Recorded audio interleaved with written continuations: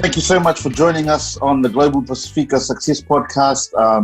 It's really great to have you along. This week we've got an amazing guest, our first guest from the States, and also our first guest with Tongan heritage. So it's great to get around the Pacific Islands. His name is Viliami Tuivai, and he's a success coach, a keynote speaker, an author, and a radio show host for Island Block Radio that runs out of Hollywood, California.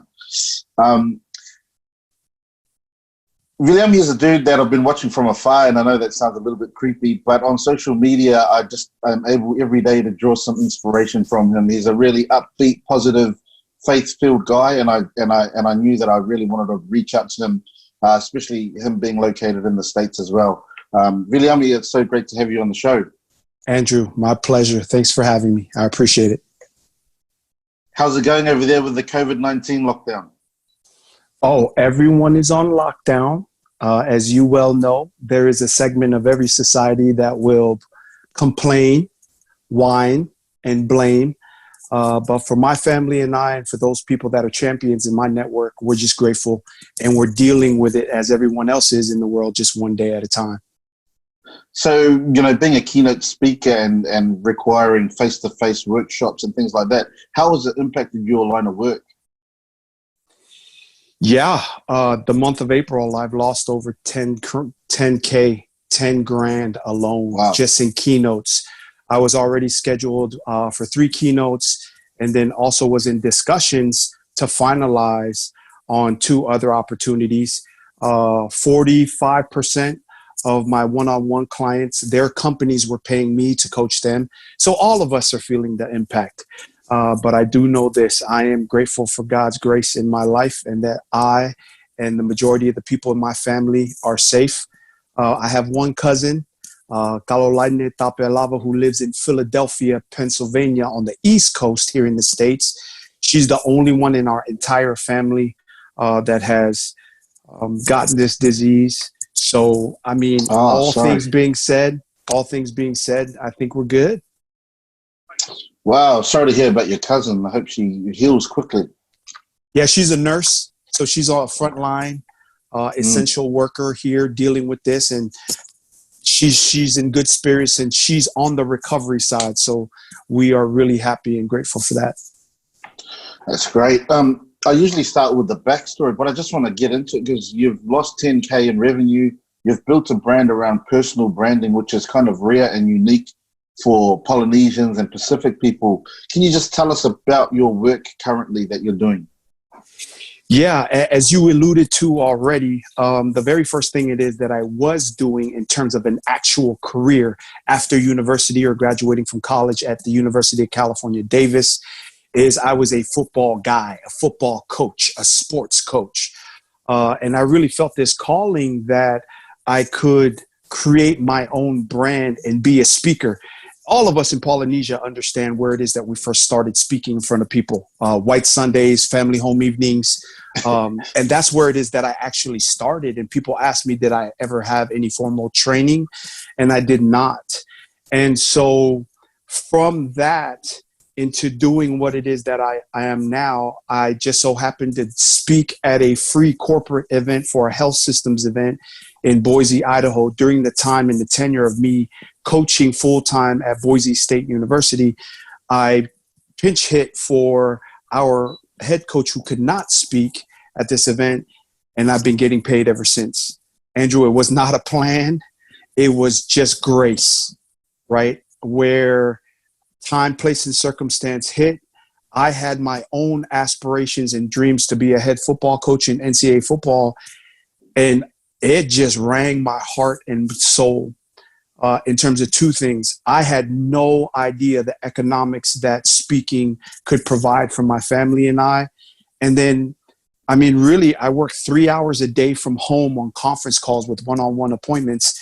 And then I speak from anywhere between $50 to $275 a minute to speak a language that I did not know when I first came here to America. So it's not like I don't want to come across like I know what I'm doing. When I was young, I've always wanted to be a keynote speaker.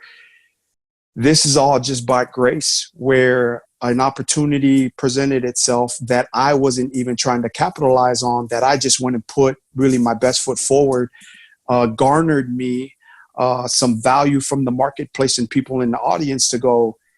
Right when I stepped off stage from that first keynote, I spoke about character, integrity, and work ethic. 3 things that I felt that the championship teams that I've been a part of, they were offering me thousands to speak for 15 minutes.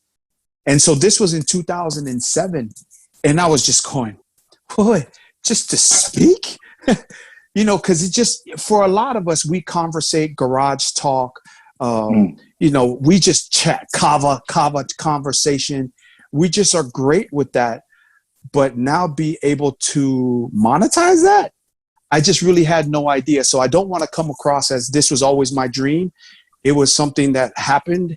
And then I saw that as a trajectory because of the free time that it afforded me and my family, where I was all about faith and family.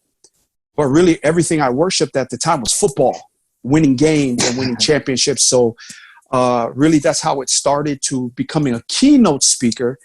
Then from keynote speaking, blessed to be able to be asked by the companies that hired me for a one-time event to coach their national brands in 8 markets throughout the United States on a bi-quarterly basis. So I would visit with their restaurants. So I coach and am the success coach for Corner Bakery, Denny's, Jack in the Box, and Popeye's Chicken nationally.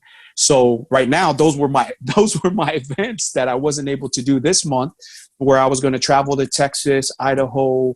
I take care of the Oklahoma stores, New York, Buffalo, New York, to New York City, New York, Colorado. So it translated into that. And then I did an event, and one gentleman asked me, hey, I'm looking for a life coach. And I was just telling him, I appreciate that. Maybe in a couple of years. Right now I'm focusing on speaking. You know, I want to be the best speaker in the world. And he just wrote down on a napkin a number. And this is how this deal happened. I didn't plan it. He goes, would you be my life coach for this? I looked at the napkin and I said, you just hired yourself a life coach. So all of these things, it's been such a miracle, grace. And at the same time, you know, in anything it is, there's no easy. I've had to learn the hard way. I've had to go into industries and figure out not to say things like micromanage. In national agencies, state departments, or county or city jobs, they don't like that word. So because I had no formal training, your boy just figured that out by failing. So that's really the story now. And so now I am still a keynote speaker. I do corporate coaching for companies, and then also small group coaching. So a insurance company with 5 employees, they would ask and go, hey, this is my budget. Can you come train my team for 3 to 4 hours? And my team and I, Javon Luke McGilbra is my team director. We would just come up with a number that works in terms of a business transaction. But you know, your boy grew up poor here in the U.S. So if I'm not working that day, I make it work, right? I grew up on I grew up on free and reduced lunch. We grew up very humble beginnings here in the States, as in many multiple areas throughout the world. Our island people, it's normal, you know, multiple families in one home, living in the garage, having the living room sofa be my bed for many months until we figured out the next situation. So from that, I still take this poor boy mentality that, man, if I can get paid $400 to go speak to an elementary school or a small company, I'm in. I just want to bring value. And then now, as of recently, 1 year now, I have the Coach V Show streaming out of Dash radio stations on the Island Block Radio family with Joey Kawenga and also Joe Savage. And we're the only island people that have a station in Hollywood, California. So there is no other media outlet that's Polynesian based, and I get to have a 1-hour show on that station. Man, there's so much that you covered there, and it's amazing what you've done. I'm blown away, and I'm not trying to jump in and make noise and just be wowed by it, because I want listeners to hear exactly what you're saying and what you're articulating. But if we go back to that point where you had to speak for the head coach who couldn't speak, did you think you could do it? What was going through your mind? Because I feel like that's the intersection where you took that opportunity and then your life kind of transformed. How old are you? What were you doing at that? Were you the assistant coach? And what was that like, getting up on that stage? Yeah, I was a recruiting coordinator and the linebacker coach. So I was an assistant coach on that staff. I didn't think I could do it. I mean, I just knew I could do it.